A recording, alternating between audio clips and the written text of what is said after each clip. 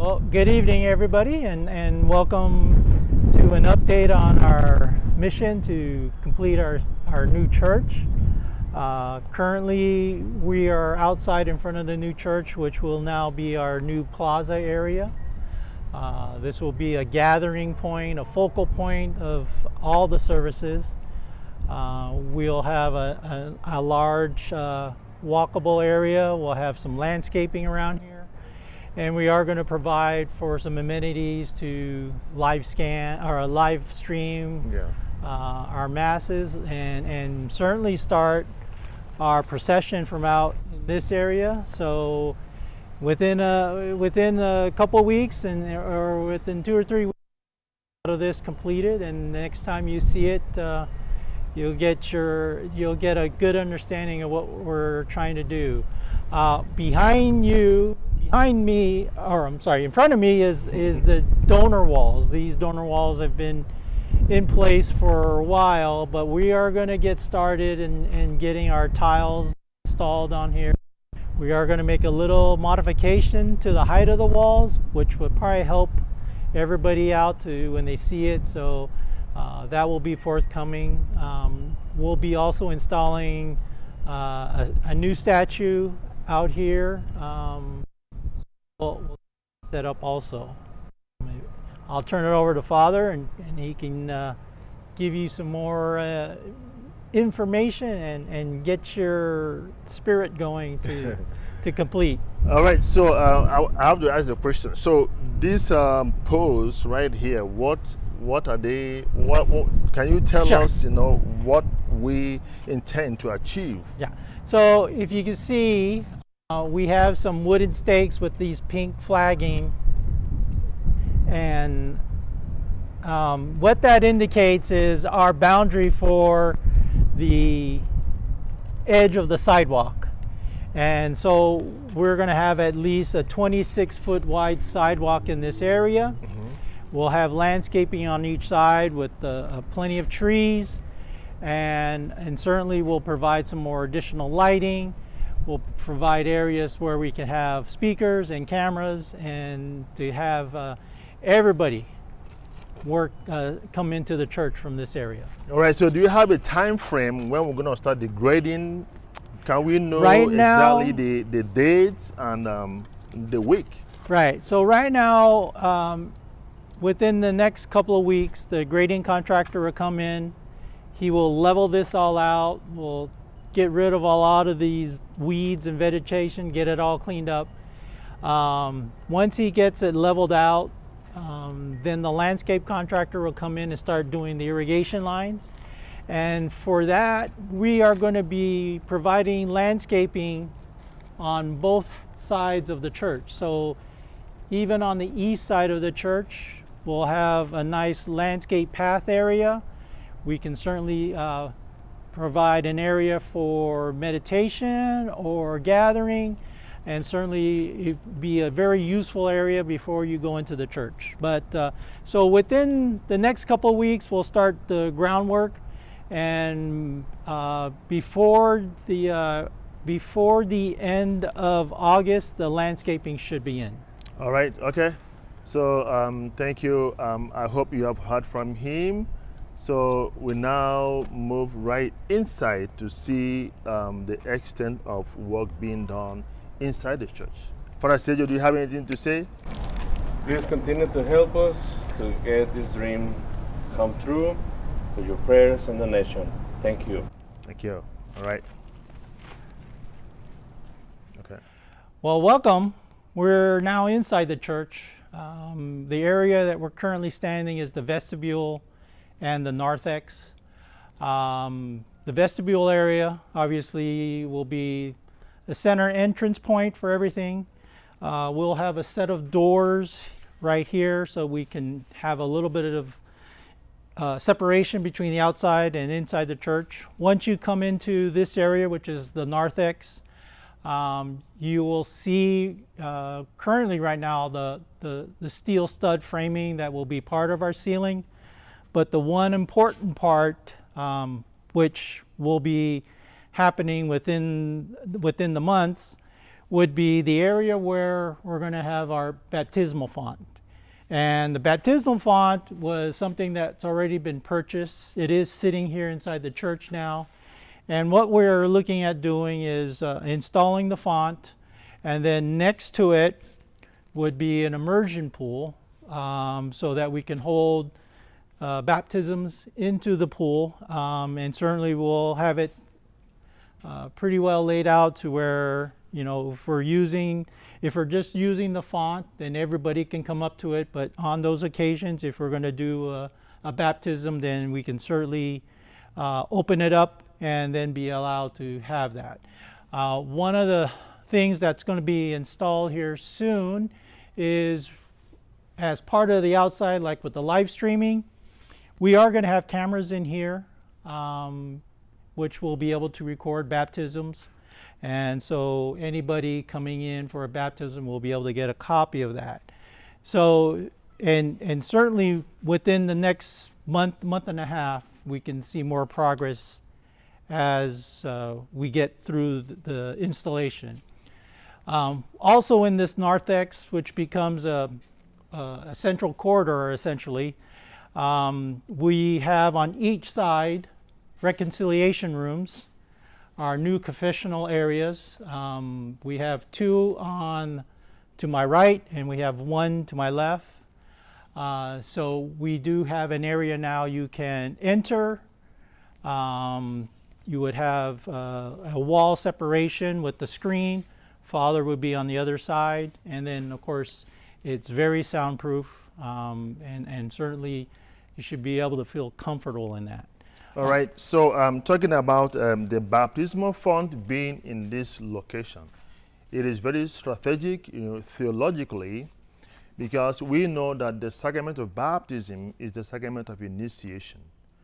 That is, when we receive baptism, we become members of the body of Christ. So this font is located at the entrance of the church, signifying that before we become members and before we participate at the altar of sacrifice, we have to pass through the sacrament of baptism. So that is why the font is located at this north X, reminding us that when we receive the sacrament here, we will now become incorporated into the body of Christ. And we will be able to participate, sharing the food, the spiritual food, on the altar. So for you to get in there, you have to pass through this. That is why the baptismal font is located at this area. Good point. As continuing in this area, obviously we'll have our new gift shop. We'll have the men's and women's bathroom. We have the family chapel area. We do have a bride's room, and the pre-sacristy. But a lot of that, everybody's focus and entrance is going to be into the new sanctuary. So, all right, just a little bit. So for the church wall, for those of us that bought the ties for the church wall, we'll be having Tree of Life. So it's gonna be at this position, so that the moment you enter into the church, you're gonna see the Tree of Life. So the leaves of this tree will be the names of those that have really contributed to the construction of this church. So this will be the area where the Tree of Life will be positioned. And also this vestibule area, after vesting, when we have a lot of priests celebrating the Mass, so they will vest.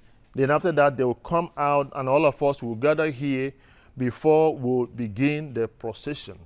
So both the altar servers and the priests will all gather here. Then the moment the Mass commences, we'll now proceed towards the altar.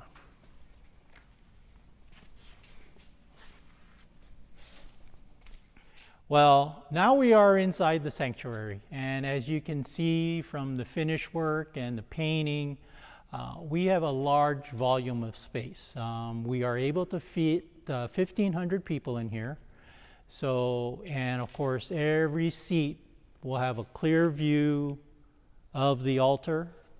You'll be able to see where the choir will be. You can see the adoration chapel or Eucharistic chapel.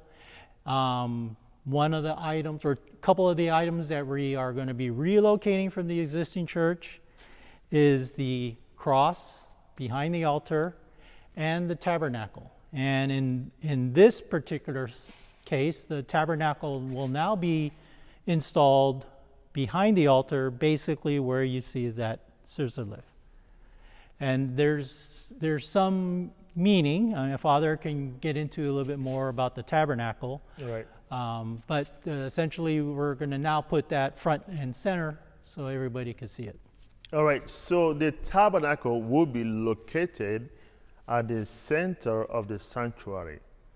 It is very important that we realize and understand that the church is the house of God, and the tabernacle should be placed as the center, because the Holy Eucharist is the center of all we do.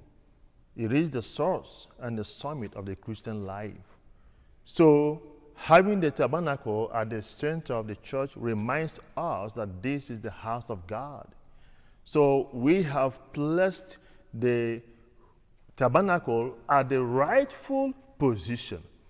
And also there will be having a tabernacle light, red light, that will always indicate that Jesus is present in the tabernacle. So that is very important. It's going to help us understand that this is the house of God. It's going to help us understand that Christ is at the center of our life and also at the center of Christian worship. So the idea of trying to hide it, no, because this is going to be a house of prayer.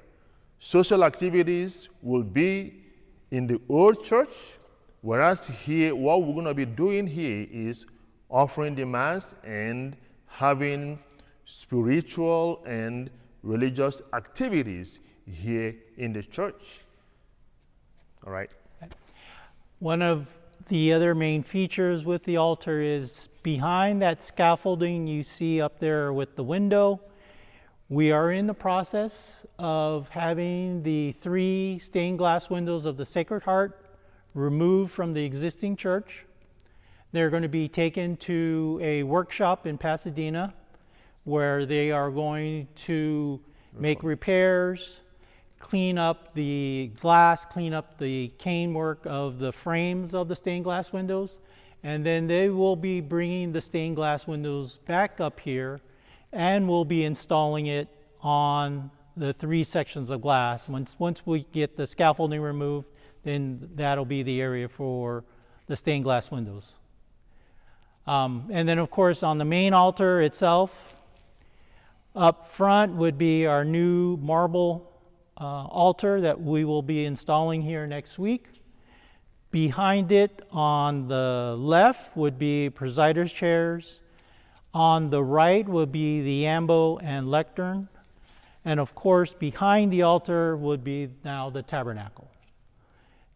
And certainly for now, during services, having a larger area, we certainly can provide more visual with being able to see a lot more things. Now, as we come around, you can see where the altar is right now. That will be moved next week. But where the altar is one of the 4 shrines we have inside the church. And Father can give a better idea what we're going to be doing with the shrines and, right. and the meanings of them. All right, so the shrine at this spot, that is the shrine of Mary and Joseph. It's going to be at this spot. Then this shrine is going to be the shrine of Our Lady of Guadalupe. Then the 4th shrine, The little small one. the little small one, is going to be the shrine of the saint whose relic will be installed on the altar. That is this shrine. This is going to be the cry room for those that bring kids They will be in here. Then this location will be the audio, video recording section. Then this is going to be the shrine of Jesus, the Sacred Heart of Jesus. So those are the 4 shrines that we're going to install here. And also when you look at these locations, that is where the Stations of the Cross is going to be installed. So at this south part of the church, we have 7 locations, and also on the other end, we're going to have another 7 locations. And also, just to let us know, the 14th station is going to be here, the 13th station is going to be here, then the 12th station, the 11th station, the 10th station, the 9th station, the 8th station. Like I said, we're going to start from 14 going this way, and station 1 is going to be at this end. And there is a reason why we count from this end. Remember what I said, that the statue of Joseph and Mary will be at this spot. The life of Jesus began with Joseph and Mary. That's why we are starting from this side to count. And as we progress, we now meet the shrine of Jesus himself. Then this will be the 14th station. So that is why we are beginning to count from this way. So there is a reason why things are placed at each position. They have theological significance and so many other things to explain in those regards. Good. Right. So we are in the favorite area of the sanctuary and favorite area of a lot of us. We are now in the choir area, and we have a expanded area for the choir where we are able to have band, vocal. We also have area for the handbells to be set up, and this is pretty much a dedicated area. So at all masses, we'll have the ability to have the choir here, or band, or the handbells playing, and they don't have to worry about setting it up, taking it down, and putting it away. Mm-hmm. One of the big features is we're going to relocate the baby grand piano from inside the church to here. And through a gracious donation by the Conrads, we are able to install a organ in this space with new speakers and of course the organ. Our existing organ in the choir loft in the church is very old and a little bit harder to relocate without having some significant damage. But now having an organ installed, we're going to have the ability to have these speakers just play the sound throughout. It'll be very immersive on that. And plus we're going to have new speakers and microphones for the audio portion of Mass. So anywhere you sit in the sanctuary, even in the family chapel, you will hear a clear, crisp sound, and everything from the spoken word to our homily to our musical, our musics. So that's the fun part here, and certainly I know the choir group is very excited for this area, and looking forward to being here. So that's pretty much a nice update for the inside. We are working very expediently to get this completed, and certainly getting work started on the outside. Thank you very much. I'll leave it to Father. Right. Thank you so much, Kane, for all you do for us. And please, my dear people of God, this is the update we have for you for this month. Our next update, you will see by yourselves that we are really very passionate about what we are doing here. We want to encourage you, keep supporting us, keep making your donations, and we appreciate all you do, because without you, we will not be able to get to this extent. But because of your love, because of your passion, because of your benevolence, and may God continue to bless you, and may God continue to reward you. Whatever you have spent in making this project a reality, God will pay you back. Thank you so much. Remain blessed. Bye-bye.